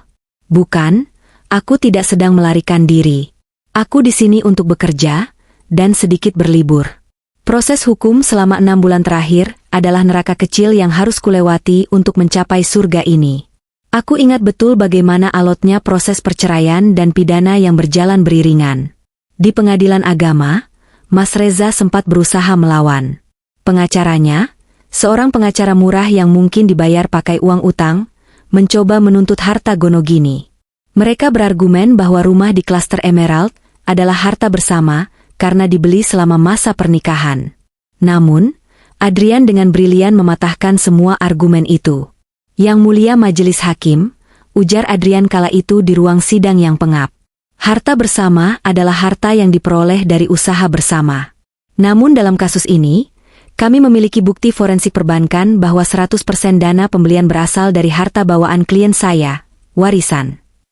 Terlebih lagi, tergugat telah melakukan itikat buruk dengan mencoba membalik nama aset tersebut kepada pihak ketiga, selingkuhan. Ini bukan sengketa harta, ini adalah upaya penyelamatan aset dari tindak pidana. Hakim mengetuk palu. Putusannya mutlak, cerai talak dengan hak asuh aset jatuh sepenuhnya padaku. Mas Reza keluar dari ruang sidang dengan kepala tertunduk, tanpa membawa sepeser pun uang. Bahkan, dia dibebani kewajiban membayar utang nafkah iddah dan mut'ah yang entah bagaimana caranya akan dia bayar. Sementara di ranah pidana, prosesnya lebih cepat. Bukti-bukti yang kuberikan terlalu kuat. Rekaman suara, bukti transfer, kesaksian Bugita dan Satpam Komplek, serta pengakuan Bella yang saling serang dengan Reza saat diinterogasi, membuat polisi mudah melimpahkan berkas ke kejaksaan. Mas Reza dan Bella divonis 1 tahun 6 bulan penjara, atas pasal penggelapan dan perzinahan. Ibu Farah lolos dari penjara karena faktor usia dan kesehatan, dia terkena stroke ringan saat penyidikan, tapi dia dihukum wajib lapor dan hidup dalam pengawasan dinas sosial karena tidak ada keluarga yang mau menampungnya. Setelah urusan pengadilan selesai, aku mulai membangun ulang hidupku. Rumah di klaster Emerald itu tidak kujual. Sebaliknya, aku melakukan ruatan fisik. Aku merenovasi total rumah itu. Aku membuang semua jejak selera norak Bella. Dinding yang tadinya penuh wallpaper emas norak, kuganti dengan cat putih bersih dan aksen kayu natural. Kamar tidur yang pernah mereka tiduri, kurombak menjadi ruang kerja yang luas dan open space. Furnitur-furnitur pilihan Bella kujual murah di marketplace, dan uangnya kusumbangkan ke panti asuhan. Aku tidak sudi memakai uang hasil penjualan barang haram itu. Aku ingin rumahku bersih, sebersih lembaran baru hidupku. Transformasi rumah itu ternyata membuka pintu rezeki baru. Adrian, yang sering berkunjung untuk urusan legal, terpesona dengan hasil desain interior yang kulakukan. "Sa, kamu punya bakat luar biasa. Rumah ini jadi punya nyawa," pujinya suatu sore. "Kebetulan klienku ada yang mau bangun villa di Bali tapi bingung konsep. Mau coba ajukan proposal." Dan begitulah, Clarissa Interiors lahir. Proyek villa di Bali ini adalah proyek besarku yang ketiga. Aku sibuk, produktif, dan yang terpenting, aku kaya dengan hasil keringat dan kreativitasku sendiri, bukan dari warisan yang perlahan habis. Siang itu, setelah meeting dengan klien yang sangat puas dengan presentasiku, aku memutuskan untuk pulang ke Jakarta. Ada satu urusan yang harus kuselesaikan. Urusan hati nurani. Pesawat mendarat di Soekarno-Hatta sore hari. Adrian menjemputku di bandara dengan senyum khasnya yang menenangkan. Hubungan kami sepakat menjalaninya perlahan. Dia tahu aku masih trauma, dan dia menghormati itu. Kami adalah partner terbaik, sahabat terdekat, dan mungkin suatu hari nanti, lebih dari itu. Mau langsung pulang atau makan dulu? Tanya Adrian sambil menyetir keluar dari area bandara. Kita lewat jalan lama ya, Yan. Jalan yang dekat kontrakan lamaku, pintaku tiba-tiba. Adrian menoleh sekilas, sedikit bingung. Yakin? Macet parah jam segini di sana. Dan buat apa? Aku cuma ingin melihat sesuatu. Firasatku bilang aku harus lewat sana. Jawabku. Adrian menuruti permintaanku. Mobil SUV mewahnya membelah kemacetan Jakarta pinggiran yang semrawut. Debu, asap knalpot, dan suara klakson yang bersahutan adalah pemandangan yang dulu menjadi makanan sehari-hariku. Saat kami berhenti di lampu merah perempatan besar dekat pasar tradisional. Pasar tempat aku dulu sering berbelanja telur dan tempe demi berhemat, mataku menangkap pemandangan yang membuat dadaku berdesir. Di trotoar sebelah kiri, di bawah terik matahari sore yang menyengat dan berdebu, ada sebuah lapak kecil yang kumuh. Seorang wanita tua dengan rambut putih berantakan yang sebagian mencuat dari kerudung lusuhnya, duduk di atas dingklik plastik kecil. Di hadapannya ada tampah berisi tisu, masker, dan kerupuk kulit. Itu Ibu Farah. Mertuaku yang dulu selalu menolak makan kalau nasinya bukan beras pandan wangi, yang selalu menghina masakanku kurang bumbu, yang selalu pamer perhiasan emas di arisan. Kini, dia berjualan asongan di pinggir jalan. Wajahnya tirus, kulitnya hitam terbakar matahari, dan matanya cekung tanpa cahaya. Satu sisi wajahnya terlihat agak miring, efek sisa stroke ringan yang dideritanya. Dia tampak sedang berdebat dengan seorang pembeli yang menawar harga tisu 1.000 perak. Tangannya gemetar saat menerima uang receh itu. Lampu lalu lintas masih merah, durasinya 90 detik. Cukup lama bagiku untuk mengamati drama kehidupan di trotoar itu. Tiba-tiba, seorang pria dengan rompi oranye lusuh dan peluit di lehernya, tukang parkir liar, datang menghampiri Ibu Farah. Dia berjalan pincang, mungkin bekas luka saat dia dihajar massa atau penagih utang. Aku pernah dengar dia dikejar-kejar pinjol. Tubuhnya kurus kering, wajahnya kusam penuh daki, giginya kuning karena rokok murahan. Itu Mas Reza. Aku nyaris tidak mengenalinya. Perut buncit tanda kemakmuran yang dulu dia banggakan sudah hilang, berganti dengan tulang rusuk yang menonjol di balik kaos partai yang kedodoran. Dia terlihat 10 tahun lebih tua dari usianya. Mas Reza kini menjadi tukang parkir di area ruko kumuh itu, sekaligus pelindung ibunya yang berjualan. Bu, mana setoran hari ini? Aku butuh rokok, bentak Mas Reza kasar pada ibunya. Suaranya serak, mungkin karena terlalu banyak menelan debu jalanan. Belum laku, Za baru dapat 5.000. Cicit Ibu Farah ketakutan, melindungi tas pinggangnya yang lusuh. Halah, dasar orang tua nyusahin, minta duit aja susah. Mas Reza merampas paksa uang receh dari tangan ibunya. Pemandangan itu begitu menyedihkan sekaligus ironis. Anak dan ibu yang dulu bersekongkol menghancurkanku demi harta, kini saling memangsa demi uang receh. Lalu di mana Bella? Kabar terakhir yang didapat Adrian dari jaringan intelijennya, Bella langsung menghilang begitu dia bebas bersyarat bulan lalu, karena berkelakuan baik. Dia tidak kembali pada Reza. Tentu saja tidak. Bella adalah parasit, dia hanya menempel pada inang yang sehat. Dia kabur ke Kalimantan, konon menjadi istri simpanan keempat seorang juragan sawit tua yang kasar. Kabarnya, dia sering disiksa oleh istri-istri tua juragan itu. Dia meninggalkan Reza dan Ibu Farah membusuk dalam kemiskinan. Cinta sejati? Omong kosong. Itu hanya cinta transaksional yang kedaluarsa begitu saldo nol. Mbak. Tisu. Mbak. Aqua. Mbak. Kasihan Mbak. Buat makan. Suara serak Ibu Farah membuyarkan lamunanku. Rupanya saat lampu masih merah, dia berjalan menyusuri antrean mobil, mengetuk kaca satu persatu. Dia kini berdiri tepat di samping mobil Adrian. Dia mengetuk kaca jendela mobil kami. Wajahnya menempel di kaca gelap. Adrian menoleh padaku. Mau dibuka? Aku menatap wajah keriput itu dari balik kaca film 80% yang gelap. Dia tidak bisa melihatku. Dia hanya melihat bayangan dirinya sendiri yang menyedihkan di pantulan kaca mobil mewah ini. Ada rasa iba yang muncul sekilas sebagai sesama manusia. Ingin rasanya aku memberinya selembar uang 100.000. Bagi aku sekarang, uang itu kecil. Tapi bagi mereka, itu bisa buat makan seminggu. Namun, ingatan tentang kata-kata, mandul, benalu, dan tawa mereka saat mengusirku dari rumah, menahan tanganku. Membantu mereka saat ini bukanlah kebaikan. Itu hanya akan memperpanjang siklus kemalasan dan kejahatan mereka. Mereka harus belajar.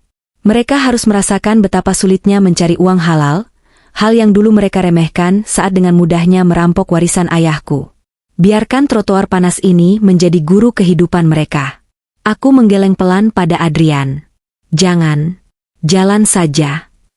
Lampu lalu lintas berubah hijau. Adrian menginjak gas perlahan.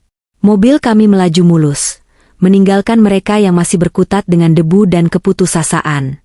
Di kaca spion, aku melihat Mas Reza sedang memarahi ibunya lagi karena gagal mendapatkan uang dari mobil kami. Mas Reza menendang botol air mineral kosong dengan frustrasi. Aku menghela napas panjang, melepaskan sisa-sisa beban masa lalu yang mungkin masih tersangkut di sudut hati. "Kamu baik-baik saja?" tanya Adrian, menggenggam tanganku sebentar. Aku tersenyum, kali ini senyum yang benar-benar lepas. "Lebih dari baik, Yan." Aku merasa tuntas. Karma itu bukan tentang balas dendam yang berapi-api.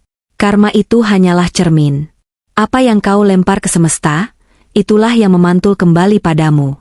Mereka melempar keserakahan, kebohongan, dan pengkhianatan, maka kemiskinan dan kehancuranlah yang memantul kembali menghantam wajah mereka. Sedangkan aku melempar kesabaran, kerja keras, dan doa orang teraniaya. Dan lihatlah apa yang memantul kembali padaku sekarang. Mobil kami melaju menuju matahari terbenam yang indah di ufuk Jakarta. Di depanku, masa depan terbentang luas, cerah, dan penuh harapan. Namaku Clarissa Ayunda. Aku pernah jatuh, dihina, dan dirampok oleh orang-orang yang kucintai. Tapi aku menolak untuk hancur. Aku mengubah rasa sakit menjadi kekuatan, dan mengubah pengkhianatan menjadi kemenangan yang elegan. Dan yang paling penting, aku menang tanpa harus mengotori tanganku dengan dosa mereka. Tuhan memang tidak tidur. Dia adalah penulis skenario terbaik, dan dia tahu persis kapan harus memberikan plot twist yang paling memuaskan.